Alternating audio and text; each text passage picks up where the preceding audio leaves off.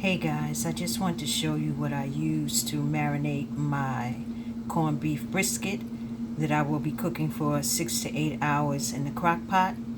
If you hear any rain, we're under a tornado watch. So these are some of the ingredients that I use.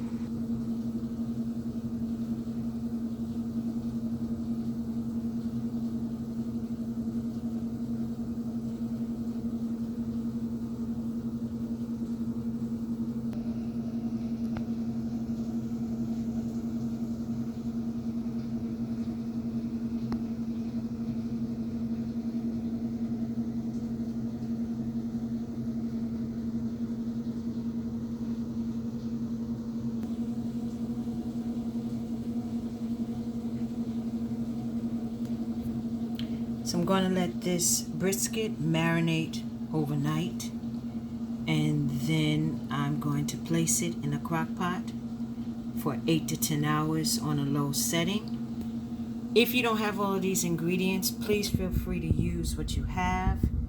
It's just that since this is going to be cooking for such a long time, I just added a little bit more seasoning. So guys,